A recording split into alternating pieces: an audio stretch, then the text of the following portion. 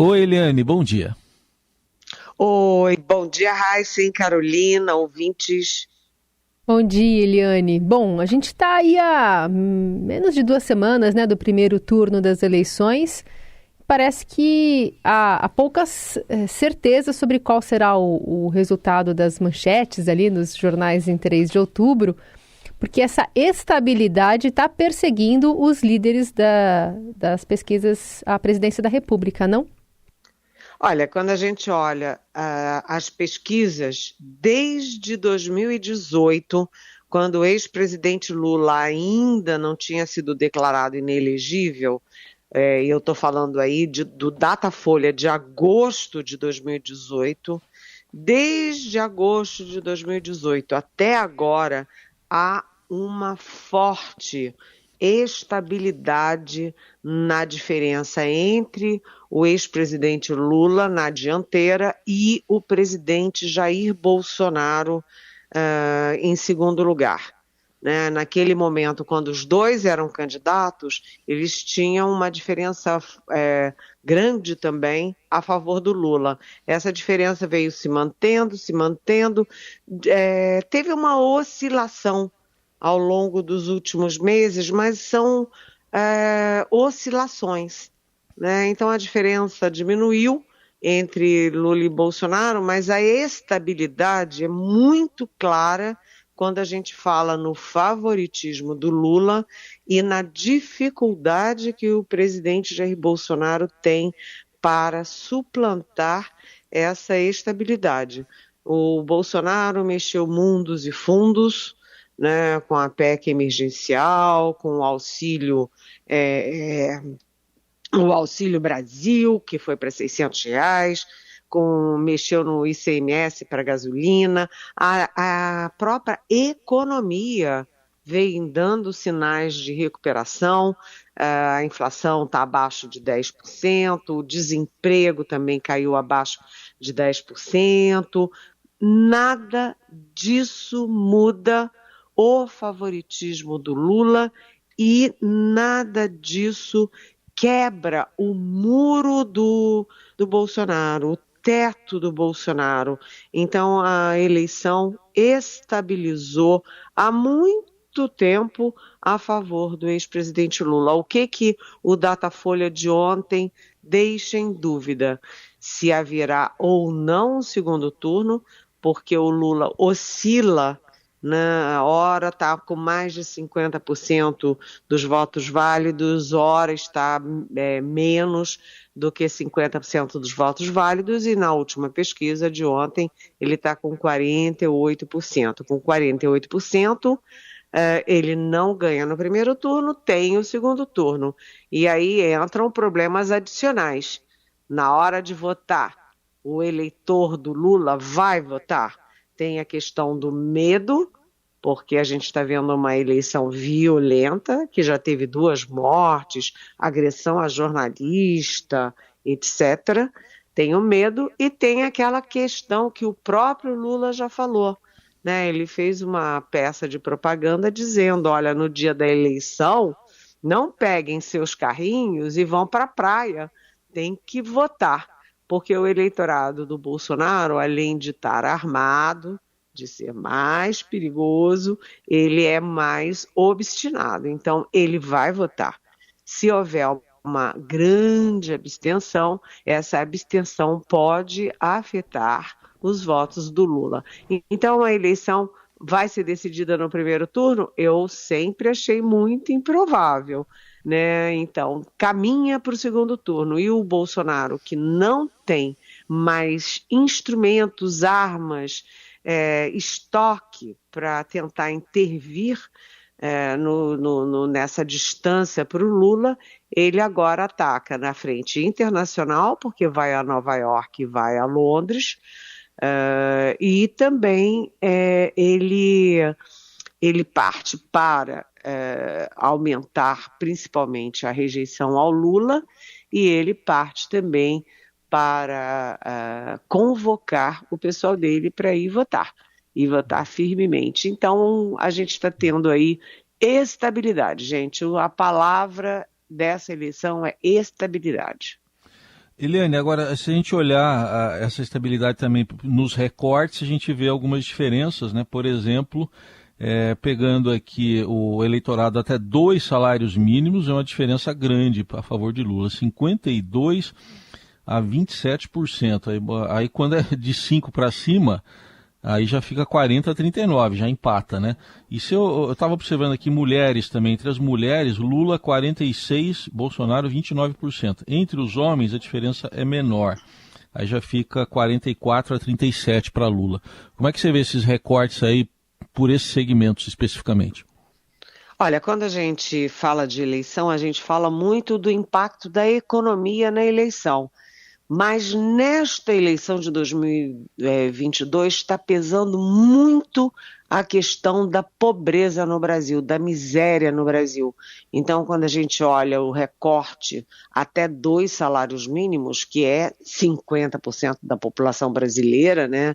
Portanto, também 50% do eleitorado, você vê claramente uma vantagem grande para o ex-presidente Lula.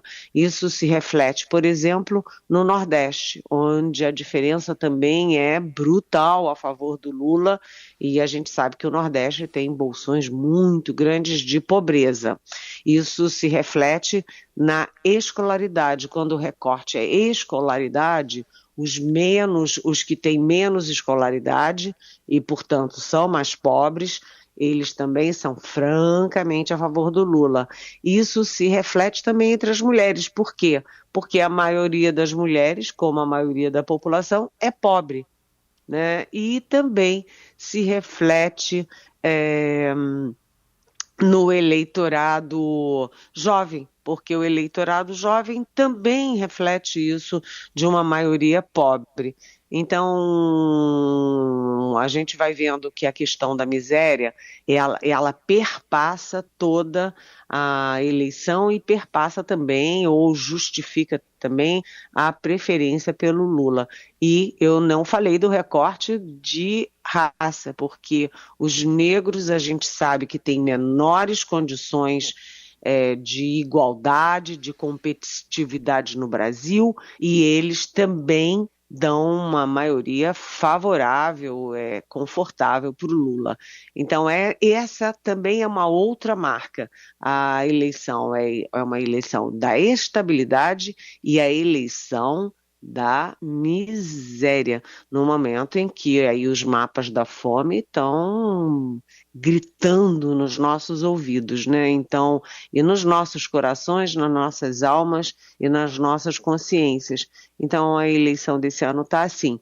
Agora, acho importante que o Bolsonaro tenha investido tanto para reverter o resultado entre as mulheres, para aprofundar a diferença nos evangélicos, e isso também não está acontecendo, né? Ele usou a Michele Bolsonaro, que é evangélica e é mulher, e isso não se refletiu nas pesquisas. Até porque, né, Bolsonaro ataca a jornalista mulher ao vivo, o militante bolsonarista ataca também a jornalista ao vivo, e, enfim, como é que vai reverter voto de mulher? Não vai, né? Assim não dá, né, gente?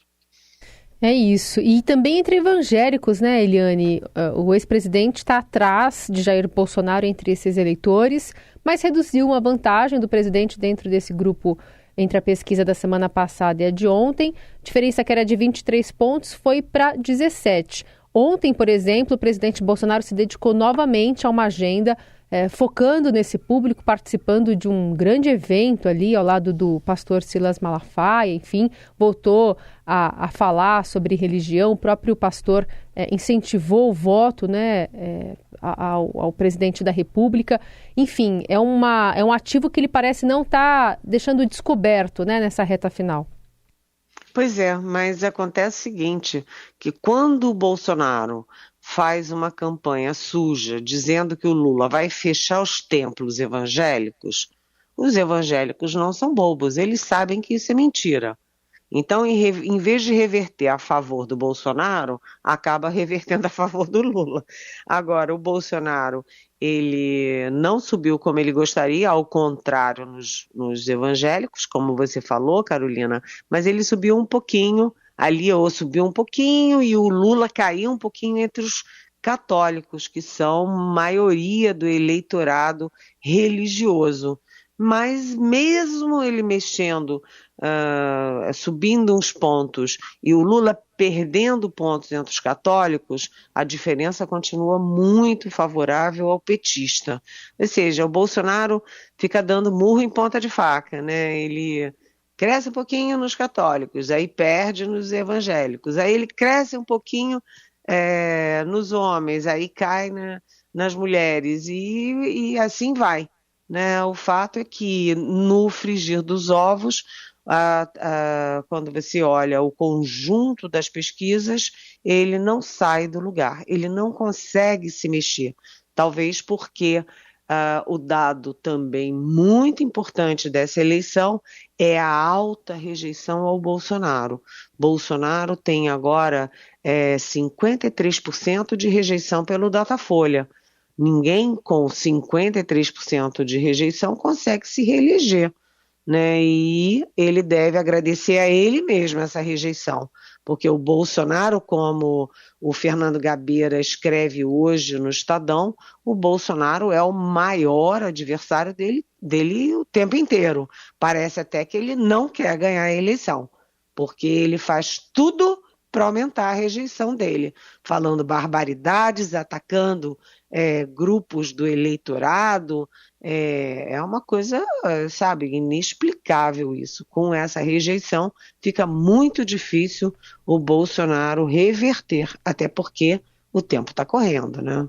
Quando a gente olha para os estados, Eliane, a partir também do Datafolha, o ex-presidente segue na frente, né? Especialmente em São Paulo, Minas, Rio já ele tem mais dificuldade. Aqui em São Paulo, inclusive, o candidato Tarcísio de Freitas, né, que é o nome do Bolsonaro no estado, está perdendo terreno em relação a Rodrigo Garcia, né, ficando mais próximo ali, apesar de Haddad permanecer na liderança, o que abre uma possibilidade de, quem sabe, no segundo turno, Bolsonaro ficar sem palanque em São Paulo também, um alerta vermelho aí na campanha. Como é que você analisa esses desdobramentos também na região sudeste, né, que concentra praticamente um quarto dos eleitores do país? Pois é, o Sudeste tem 43% do eleitorado de todo o país. O maior eleitorado é exatamente o de São Paulo. Então vamos ver como é que estão. Eu vou separar em duas partes. Primeiro, como é que estão os presidenciáveis nesses 3 estados. A má notícia para o Lula é que a diferença em Minas Gerais reduziu bastante, né? O Lula recuou de 47 para 43 e o Bolsonaro subiu de 30 para 33. Ou seja, o Lula recuou 4, o Bolsonaro subiu 3. Isso dá 7 pontos de diferença, diminuiu 7 pontos a diferença de 17 para 10 pontos percentuais. Minas, como a gente sabe, é super chave nessa história, até porque diz aí a realidade, mas também diz aí um tabu de que ninguém ganha a presidência da República se não ganhar em Minas. Todos os candidatos que chegaram lá venceram em Minas Gerais. Então, tem aí um sinalzinho de alerta em Minas Gerais. Em São Paulo, o Lula subiu 3 pontos e o Bolsonaro recuou 2. Ou seja, a diferença a favor do Lula aumentou 5 pontos e está também 10 pontos. Ou seja, Lula está na frente 10 pontos em Minas e 10 pontos em São Paulo. No Rio, que é o estado onde Bolsonaro faz política a vida toda, né, o Lula também oscilou 2 pontos para cima e o Bolsonaro está estável ou empacado em 36%.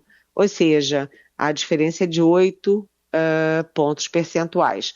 10 Minas, 10 São Paulo, 8 no Rio de Janeiro a favor do Lula, que tem que ficar de olho no que está acontecendo em Minas. Agora vamos ver as eleições estaduais. São Paulo teve essa novidade que você falou, Carolina, que é uma novidade importante. O Haddad tem, Fernando Haddad do PT, né, que foi prefeito da capital, tem 36%, ele oscilou um ponto para cima. O Tarcísio Gomes de Freitas, que é o candidato do Bolsonaro e do Partido Republicanos, também oscilou um ponto para cima e está com 22%. E a surpresa fica por conta de Rodrigo Garcia, que é o governador, que era do DEM, é um neotucano, recentemente tucano, e ele cresceu, ele subiu fora da margem de erro 4 pontos. Então ele foi de 15 para 19. O que significa isso? Que o Tarcísio com 22 e o Rodrigo com 19, eles estão em empate técnico. Portanto, o Haddad está sólido na dianteira para ir para o segundo turno, mas quem que o Haddad vai enfrentar? O Tarcísio ou o Rodrigo? O Rodrigo está em alta.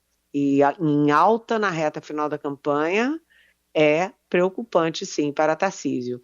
O fato é que a tendência no segundo turno é que os eleitores de Tarcísio e Rodrigo se unam contra o Haddad. Portanto, a eleição em São Paulo, apesar do favoritismo do Haddad, continua indefinida. Minas Gerais, ao contrário, está bem definida, né? O Zema, governador do Partido Novo, que disputa a reeleição, tem 53%, portanto, ele está praticamente eleito em primeiro turno.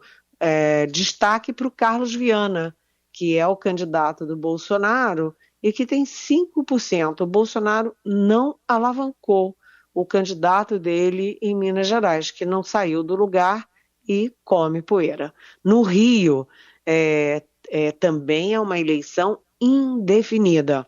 O governador Cláudio Castro tem 31 e lidera, mas o Marcelo Freixo, do PSB, que tem o apoio do Lula, tem 27.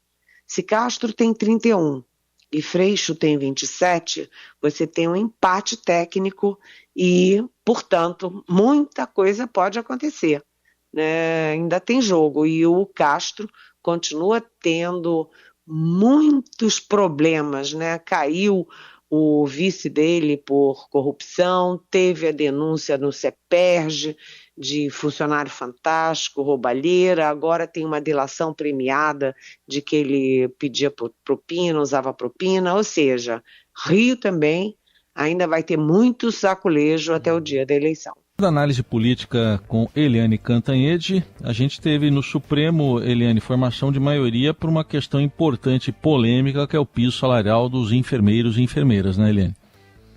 Exatamente, né? Você sabe que isso é uma questão muito complicada, por quê? Porque todo mundo, né, em sã consciência, é a favor de um piso minimamente decente para os enfermeiros. E isso ficou muito claro, muito óbvio durante a pandemia, em que os enfermeiros e as enfermeiras do país correram risco ali na linha de frente, cuidando das pessoas contaminadas, correndo risco de pegar doença, correndo risco, inclusive, de morrer, principalmente antes de ter a vacina. Então, é justo que eles tenham um piso minimamente decente. Tudo isso é muito claro, mas o que o Congresso e o governo Bolsonaro fizeram foi criar um piso, né, para ficar bem com os enfermeiros, ficar bem com a sociedade, sem dizer de onde vem o dinheiro. É aquela história, eu posso querer que a minha filha estude na melhor escola de balé do mundo, mas eu tenho que saber como é que eu vou pagar essa escola. Não adianta eu dizer, filha, vai para lá, e depois eu não tenho como pagar, eu tenho que saber de onde vem o dinheiro para pagar. E o Congresso, ali com o governo, não estabeleceram a fonte dos recursos. Isso cria uma dificuldade enorme para pequenos hospitais do interior, para o próprio SUS, né, que depende muito disso, para as santas casas, né, é uma questão muito complexa. O presidente do Senado, Rodrigo Pacheco, já fez uma reunião executivo, legislativo e judiciário para tentar soluções e até agora NECAS não tem nenhuma proposta na mesa para ser efetivamente debatida. A ideia é aumentar a tabela do SUS para pelo menos 25% e também, atenção, desoneração da folha e também uma forma de desconto das dívidas dos estados e municípios com a União para poder financiar esse aumento. Mas o fato é que é uma questão de justiça com os nossos enfermeiros, mas também de pragmatismo e responsabilidade com as contas, principalmente as contas públicas.